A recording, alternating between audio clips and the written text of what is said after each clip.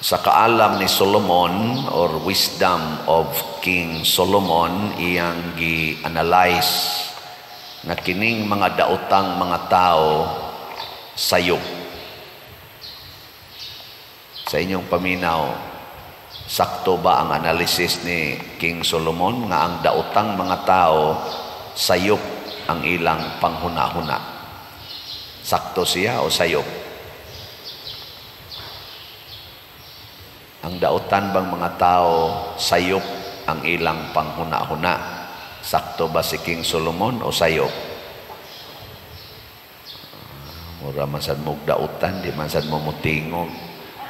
Ingna lang kung sakto o dili. Pananglitan, ang daotang tao moingon kurala ng imong yuta aron dili makasud ang mga kawatan. No, kay kana mga daotang tao, mga daw man gina. Kurala gid na nya og musod gani patya kay imo nang katungod, private domain na di ka mapriso ana. Unsa man sakto siya dili? Nya butangi ginag CCTV aron na mamonitor nimo kay kun kanang imong silingan diha moy musaka nya di nimo masakpan, at least ma-review nimo sa CCTV. Nya makiha dayon na nimo kay ang pruiba ana kanang record diha sa CCTV, di na malalis. Sige, sakto siya o sayo? Ang mga daotang tao moingon gina pagtigom yung armas kanang lig-on nga mga armas aron kung naagi mo binuang nimo gubata aron nga mailag yung katag, ayaw padaog, pakigpatay gyud. Bisan pag guba pang tibuok nimong mga buildings diha sa imong syudad or sa imong nasod, pakigubat yun hangtod mamatay kay ato ng katungod. Saman, sakto o sayo? Niya ang buotang tao moingon ra pagpakamatay lang, ayaw lang yun pagsukol, tamparoson imong pikas aping, ipatamparos lang pikas. Saman, sakto na o dili?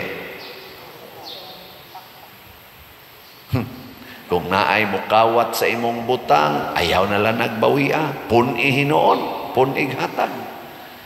Niyag na hindi mo bayad sa utang, ayaw paningil, dugangi hinoon. Unsa man, sakto ng mga huna-huna sa kuduhay mga matarong o dili? Niya mosunod mo sa matarong o mosunod mo sa daotan? Mga daotan. Ang matarong moingon sige gyud palit og slot hangtod mahuman ang project sa simbahan, hutda gyud nagpalit ang slots. Ang mga daotan sa ayaw sa doy, sobra na sad na butangi sad para sa imong kaugalingon, unaha gyud kaugalingon kay kanag na kay sobra ala ipalit, ug wa kay sobra uy unsa binuang na unahon na nimong simbahan. Bihay may inyong sundo na.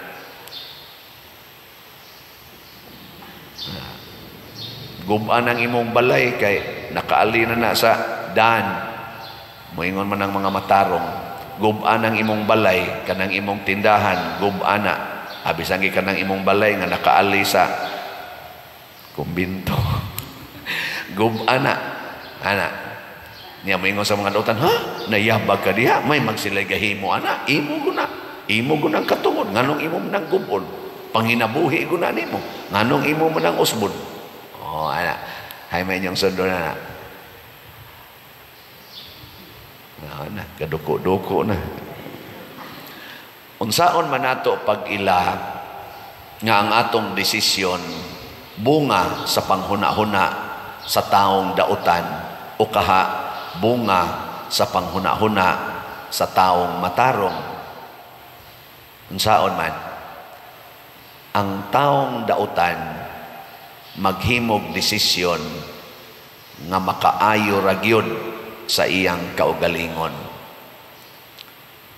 Mao nay dautan, bisag magsige pa nagsimba, unya ang iyang pagsimba para sa iyang kaugalingon lamang, aron di ko masakit, aron dili ni magsigig sakit akong tuhod, aron tagaan kog kaayuhan, aron ang akong mga anak mulampos, aron ang akong balay dili magubas bagyo, aron di ko maigo ani mga sakit nga mananakod, aron protektahan ko kanunay, sige gani kang anak, dautan ka.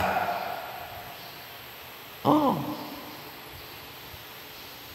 Apan ko ng imong paghimos mga desisyon para sa kaayuhan sa imong isig katao, magbuhat kag maayo, magsigi kag simba para makatabang ka sa imong isig katao nga way simba-simba, imong dadon sila dinhis imong hunahunag kasing-kasing, nya imo silang higugmaon, unya imong ipaambit ngadto sa mga tao unsay imong nakuha dinhi simbahan, labi na gyud ka na mga sugo os Ginoo, imo nang bansayon kanang gitawag natog pagsangyaw sa ebanghelyo sa buhat ug sa pulong, kana maunay desisyon nga matarong.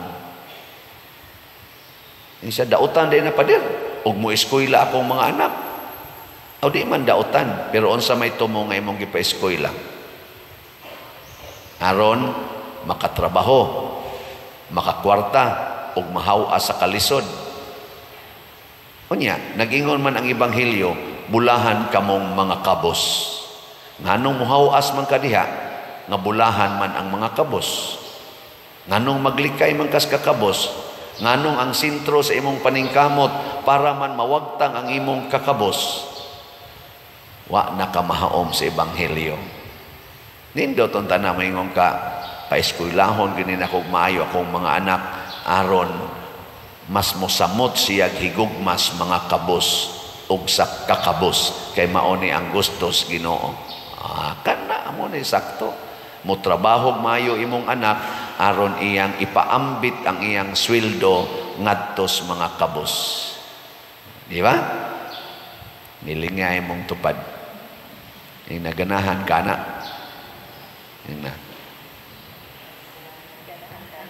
Uban wa gyud manglingi. Sa kawa say ayo ana padiroy kuan sa taoy ana no. Di na maoy una-una as Ginoo. Mo na si Kristo ingon siya nakailag gyud mo nako. Unsa may nailhas mga tao niya? Ang iyang qualification wa gyud mohaom sa usa ka Mesiyas, sa usa ka manluluwas. Una, matod pa nila ang Mesiyas dili ta kahibaw diin gikan, pero si Kristo nahibaw nila nga taga Nazaret, anak ni Jose ug ni Maria nga mga perting pobriha. Manluluwas ka na nya gibanabana sa mga propeta nga ang Mesiyas adto matao sa Judea tungod kay sakop siya sa banay ni Hari David. Nya si Jesus nailhan nga didto sa Galilea. Nya, nihaom ka na. Ana. Muna ingon si Jesus, kailagi na mo, diin ko gikan. Pasabot ni Jesus di ay, ang Ginoo, ang manluluwas, bisan asa na Asya. Ang problema lang, og dili takamaong mo recognize sa iyang presensya. Bisan dihas imong CR, bisan dihas imong higdaanan, bisan diha sa labing buangon nimong silingan, naa diha ang manluluwas. O kamao lang yung kang mo recognize sa iyang presensya. Diyon saon man pag-recognize nimo sa Ginoo diha sa imong higdaanan. Diba mo? Kaya kita rabab, ighigda, gusto yung makatug. Nyag dili gani makatug, mag-alindasay. Ginoo, pakatulga in taon ko. Ginoo, pakatulga in taon. Ana. Nyag di gani katug, Ginoo, nganong imong kong kitagaag insomnia.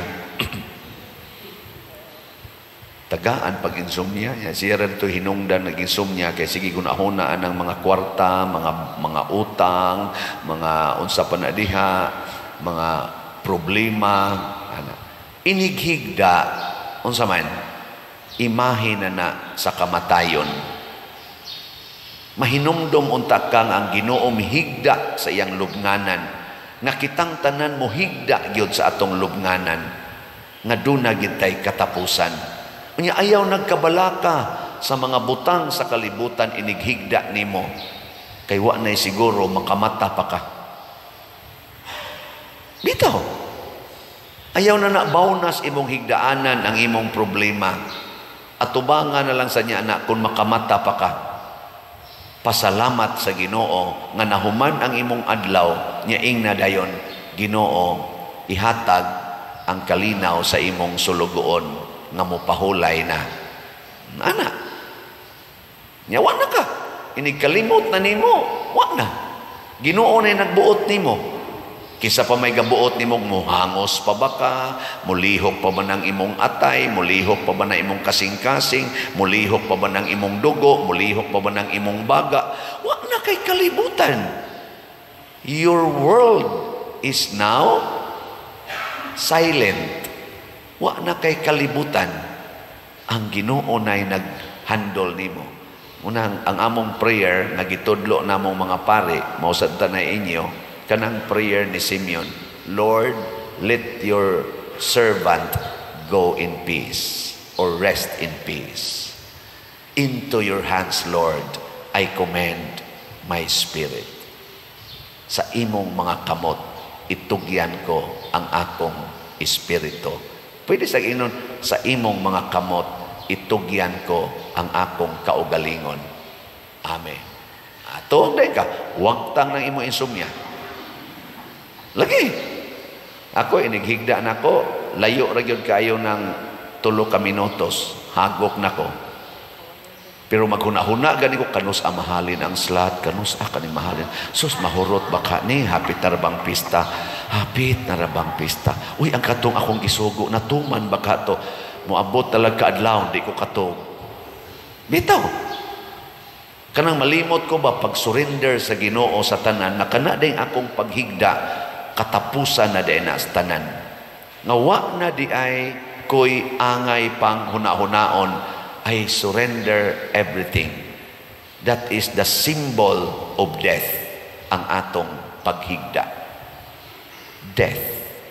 Muna akong gitawag og actual practice og patay-patay. Igilingay mong tupad. Ing na mao de ni solusyon sa insomnia. Ing na ba?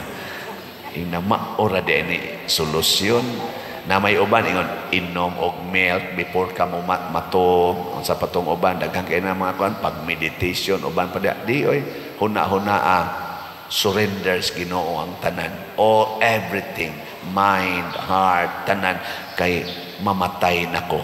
Nya inigbangon nimo kabuntag mura sa kag nabanhaw. Yes, resurrection. Nya kita din kasi imong bana nga porting hubugang. Ay nakamata pangyawa ang dako dayo. Kita sa kasi imong anak wap amatog sige pagduwa sa computer ikaw wap pagyud mamatay ning akong anak da.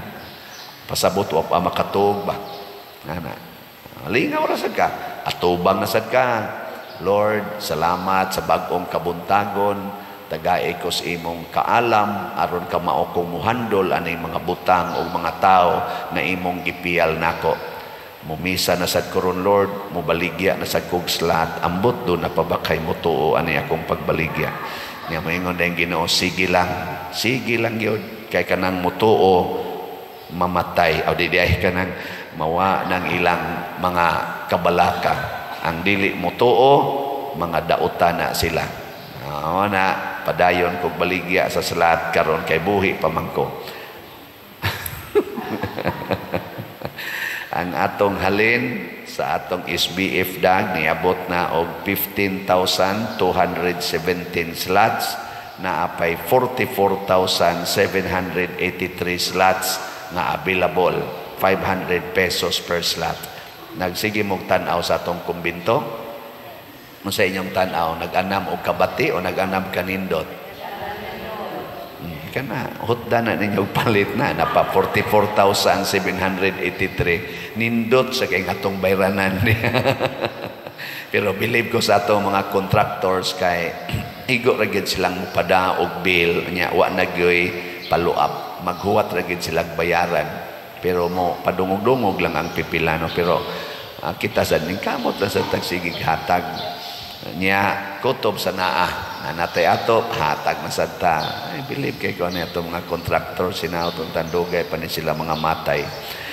Nya sa ato sang special slot kaning atong Divine Cleansing, Healing and Strength DCHS na nasa tayhalin nga niabot nag 6,965 napay 23,033 slots nga available. Tag 200 ra ni per slot. Sus nindotang tag inig karong Domingo mahimo na ning 10,000 ang atong halin, no? Kay sus dako-dako para banida, pero di lang kita maproblema kay inighigda na to. End of the world naman sa na siya. Nya naasad tayo 22 slot challenge ani nga tag 4,400 per challenge, nakadawat na sa tag 130 ka challenge. So di ba? Atong pakpakan ang namalit sa atong mga slots. Naot unta madawat ninyo ang tinuod gyud nga pahulay. Nga nga to sang DSAP kaning investment slot napun-an na sag usa nahimo ng 183 ka DSAP kaning tag 500,000 pesos with 25% interest per annum. Ato sang pakpakan gyapon ang atong mga namalit ani. Sige lang gitag buhat unsay mahimo karong adlaw. Nya kun duna nay ending pasabot mamatay na kurong adlaw iya na nas Ginoo, di ba? Wa mangita kahibaw pero gahapon dihat dapit Mandawi gadagan mi padungan to mga hapit alas 6 na pasado. Sus duha ka tawo naghigda sa yuta murag wa na maginhawa, nagsabong ang motor. Ang babae si Edgar murag patay naman na pader kay wa pa man ginidool, mga tao gipapalayo man dayon saka nang naan flyover diha. Ang laki sa dito gatighaya gaana, ang babae gaana ri gaana. Lagsik ito sila glawas, kusog kay sila ni padagas ilang motor kay gadali tingali nga nagsabong. Karon iniguli ninyo way siguro maghigda na mo anang daan nga buutan kay ignaw. Di na gyud maglihok babuutan kayo. Wa gi insomnia. Pero wa na say kalibutan. Mo na ingon ana ra ta kadali. Pero kinsa may manalipod nato para madugay ta ang Ginoo. Kanus-a man ang Ginoo manalipod nato kun mahimo natang mahinulsulon ug mapaubsanon. Matod pastubag nato sa Salmo, ang Ginoo haduol sa mahinulsulon o kasing-kasing. Kana bang atong pagkasigig yung ka-attach aning mga butang sa kalibutan nga murag mo'y atong gitan-aw nga makaluwas nato. Sayop na, dautan na nga huna-huna. Kinsa may makaluwas nato? Si Jesus. Unsaon ta niya pagluwas?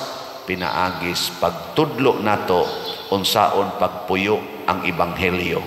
Ang ebanghelyo sa gugma, ang ebanghelyo sa paghigugmaay, pagpinasayloay, pag-alagaray, ug ang pag-antos alang sa kaayuhan sa katilingban, dili pagguba ug pagpatay sa katilingban.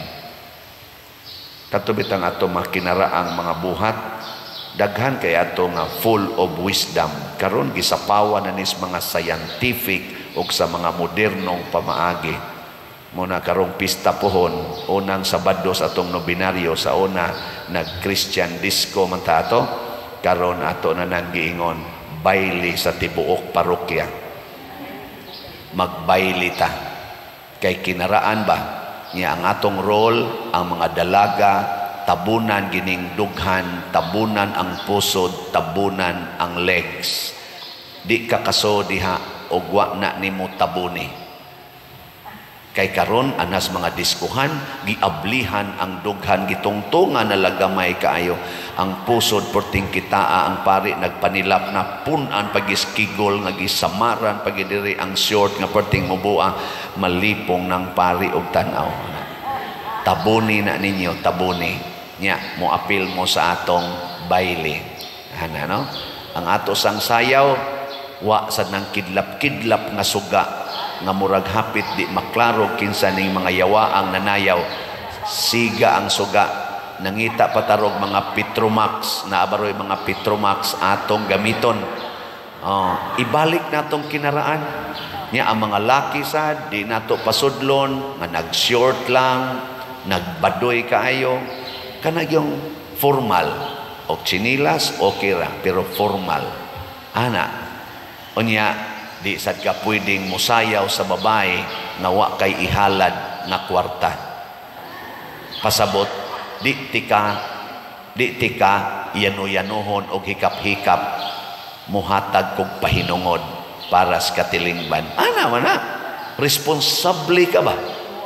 Karon tan-awa mga babae panguyaban inigsugot tukhangon dayon di ra ba pakaslan, pero sa una unsay pamaagis mga ulitaw, mamay musaad usa nga ako ning buhaton tanan, inighuman pwede na ka muduol sa imong sinayuran. Pero karon wapay sayod, borot na, inigsayod wa na, lusbad na. Kay wa may pagrespeto muna, ibalik nato. Let us go back to the basic. Nasa tayo mga moderno, pero suwaya na nato, tudluan na to mga batanon. Karon inigsayaw sa diskuhan, halalayat, layat-layat, layat-layat. Ang sa una kanang baile, maglingkod ang babae, duolon sa laki hangyon. Pwede ta mo sayaw? Gunitan pang kamot. Nga to. Karon damag bisag kinsa. Damag. Gunitan yun. Respetuhan ba? Kaning ato mga tiwasonon, kusog kini mamaylis una. Bailirina ni tanaw na to, mobile pa ba ni pero wa na sa mukuha ni nila tingali. Sige na.